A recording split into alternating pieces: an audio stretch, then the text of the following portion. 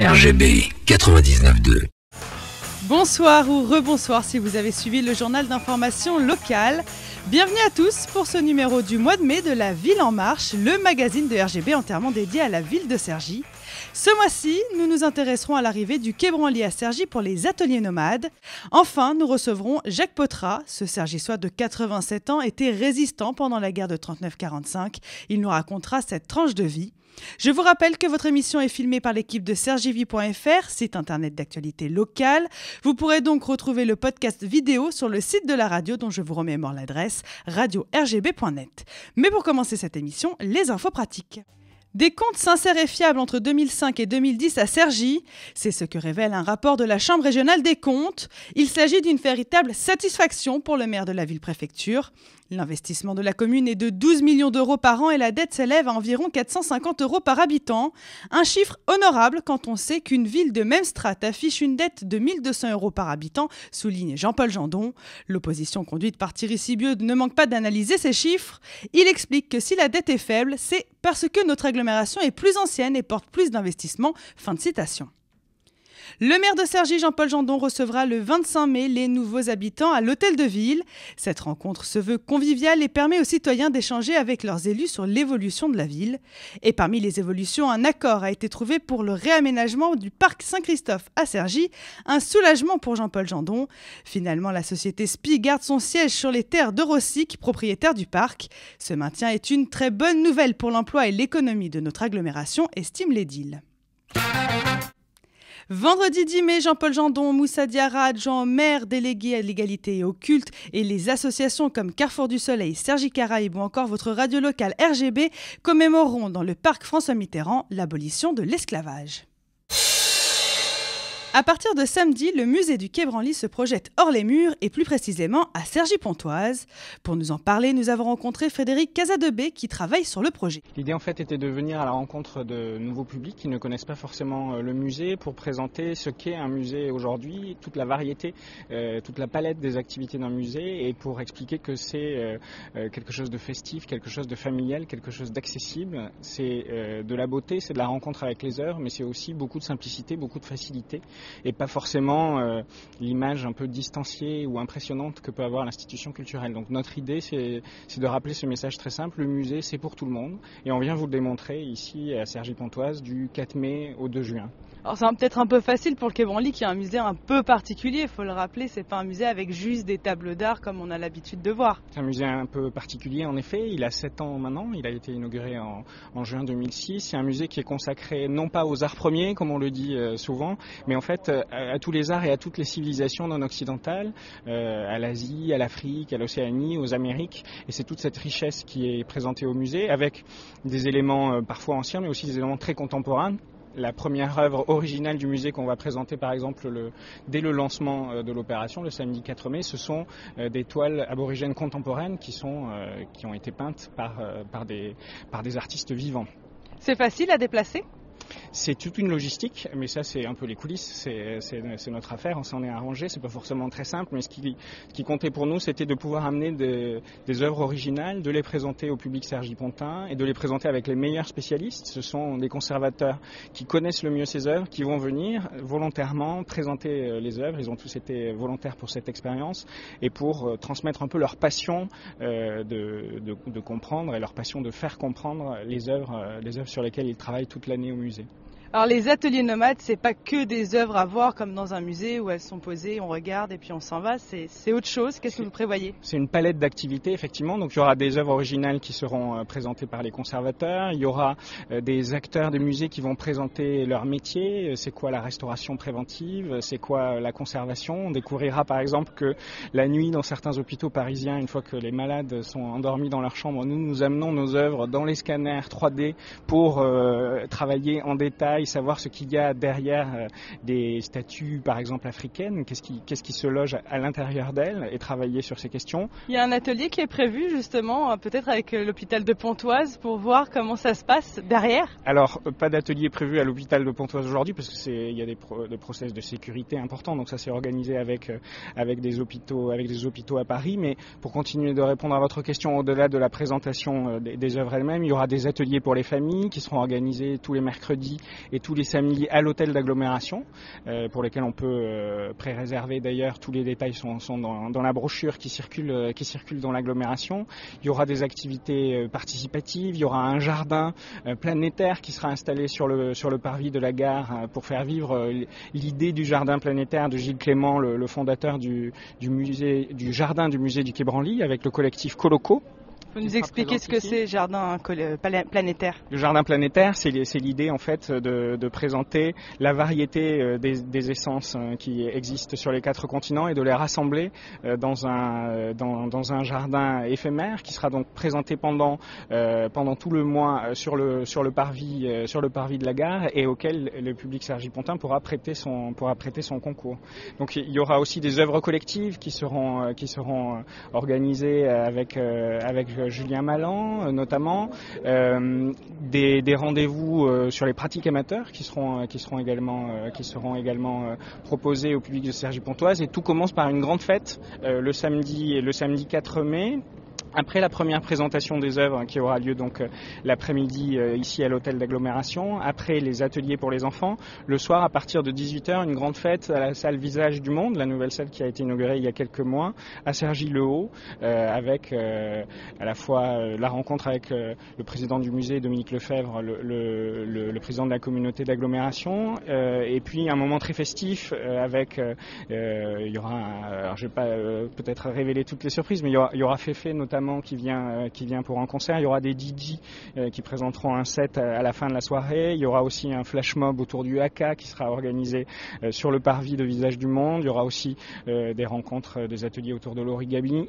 L'idée en fait de présenter la palette des cultures du monde qui sont présentées au musée du Quai Branly sous un jour très accessible, en martelant cette idée: le musée c'est facile, le musée n'ayez pas peur de lui, c'est une institution qui est là pour se mettre à votre portée, qui le fait et qui est là pour vous accueillir tout au long de l'année. Parce que l'idée des ateliers nomades c'est ça, c'est nous venons à Cergy pendant tout un mois avec une multiplicité d'activités, toute la palette des activités du musée, et l'idée c'est aussi d'organiser des navettes de bus, puisque tous les dimanches depuis la gare routière de Cergy Préfecture, des navettes de bus vont venir au musée du Quai Branly pour permettre la découverte et la visite du musée. Le public cergy-pontain sera accueilli particulièrement à son arrivée ensuite à Paris au musée.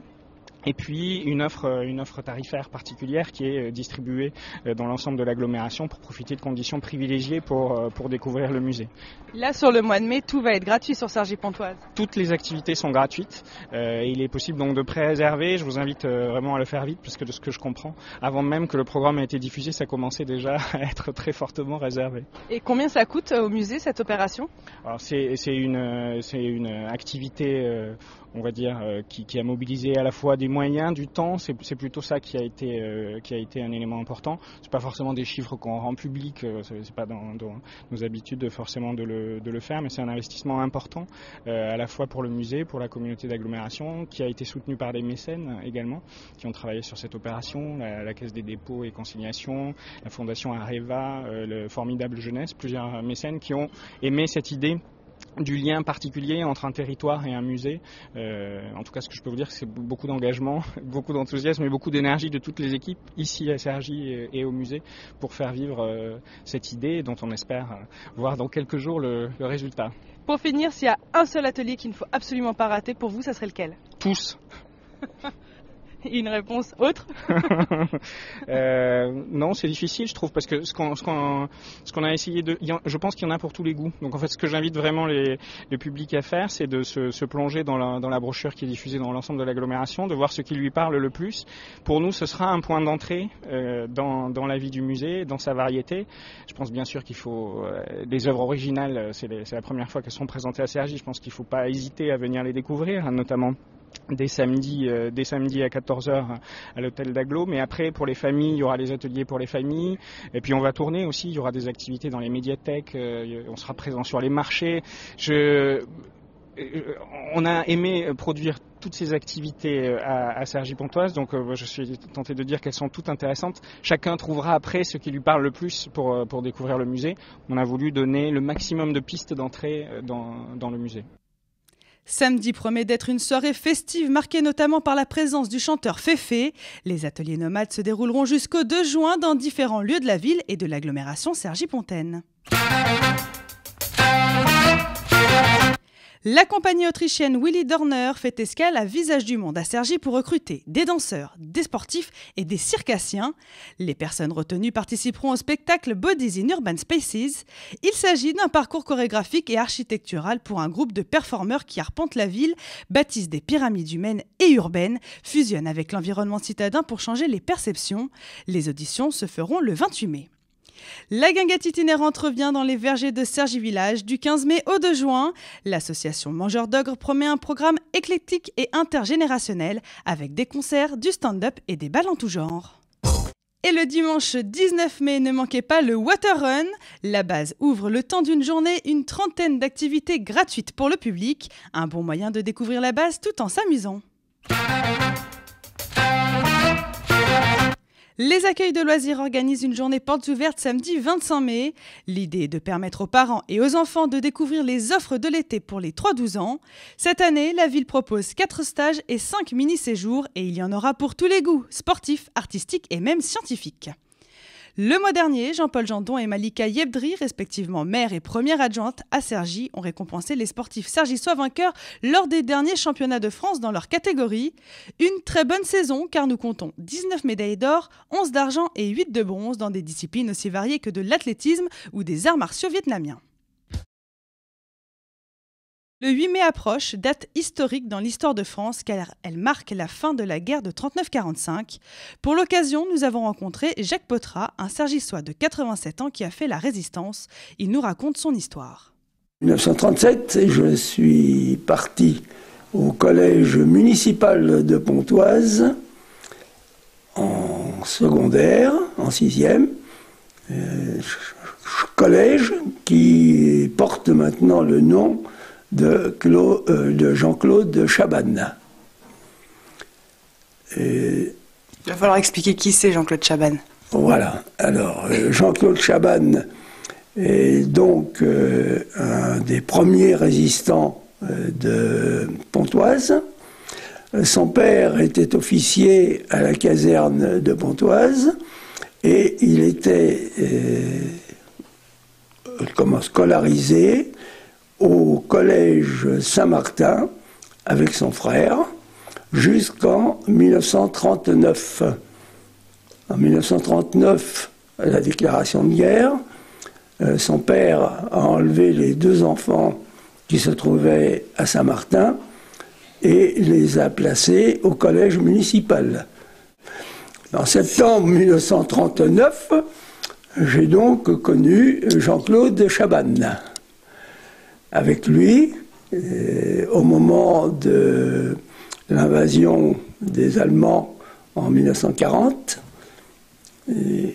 au collège municipal, la première action que je peux citer, le 11 novembre 1940, donc, nous avons déposé une gerbe tricolore au monument aux morts du collège qui, à cette époque, était occupé par les Allemands.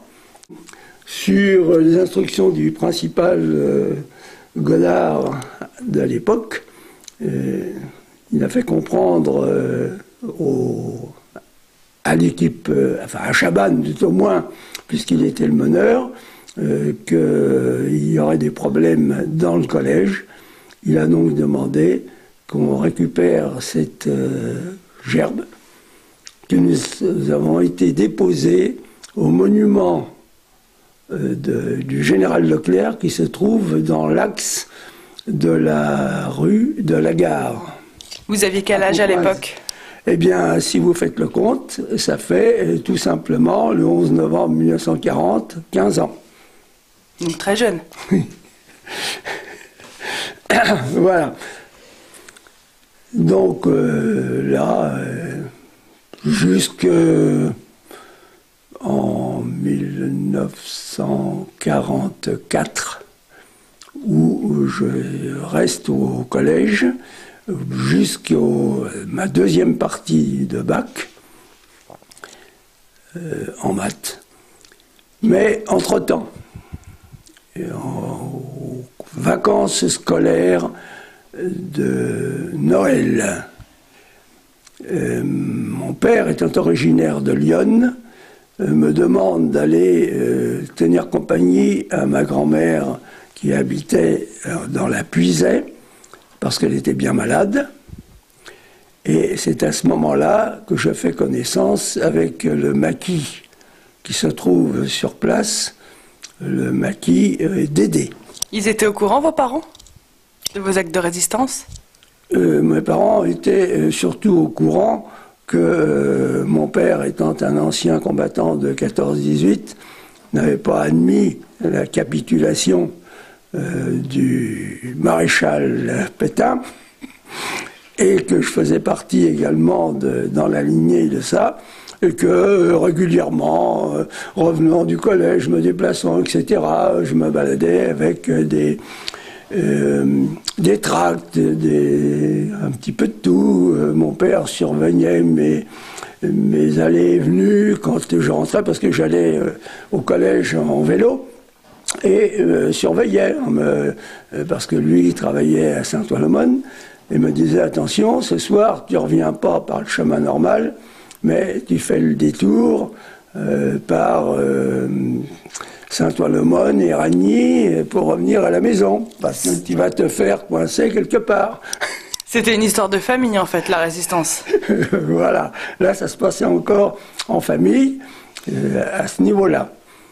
Donc, en 1943, je reviens, je fais connaissance avec ce maquis, et je participe avec eux à quelques parachutages pendant mon séjour, parce que ce maquis était aidé par Londres.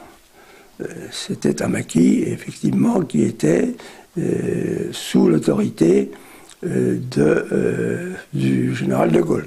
Vous étiez combien de maquisards? Alors, à ce moment-là, de maquisards, proprement dit, dans le maquis, il fallait toujours qu'il y ait 50 ou 60 personnes, mais il y avait tous les villages environnants qui étaient prêts à fournir la main-d'œuvre nécessaire pour les interventions, soit sur le sol, soit pour récupérer le matériel parachuté la nuit. Voilà, une première chose. Ça, c'est ce que vous faisiez, récupérer le matériel parachuté. Voilà. Donc je rentre, comme je vous l'ai dit, je passe ma deuxième partie de bac le 4 ou 5 juin 1944. Il y a le débarquement du 6 juin 1944, et les Allemands ont une bonne idée, j'en sais rien, mais le 13 juin, on m'invite à aller passer une visite pour partir au STO. Ils vous ont proposé ça? Comme à beaucoup, parce que je venais d'avoir 19 ans, hein, et je faisais partie de ceux qui étaient désignés par les municipalités pour être candidat à aller travailler en Allemagne. Donc ils n'avaient pas du tout repéré votre manège avant? Non, je pense pas. Vous étiez un Français lambda qui va à l'école, qui passe son bac. Exactement. Vous n'avez pas eu de représailles de ne pas vous être présenté au STO? Eh bien, on est venu interroger mes parents pour savoir où j'étais. Ils m'ont répondu qu'ils ne savaient pas du tout ce que j'étais devenu, bien sûr. J'étais parti avec mes valises, etc., pour aller à la gare. C'est tout. Vous pourrez retrouver l'intégralité de son témoignage sur le site sergivi.fr. Et voilà, c'est fini pour aujourd'hui. Cette émission vous sera rediffusée lundi prochain à midi. Vous pourrez également la visionner sur le site de la radio ou sur celui de sergivi.fr qui a produit ces images. Je vous souhaite une excellente soirée à l'écoute de RGB, votre radio locale. RGB 99.2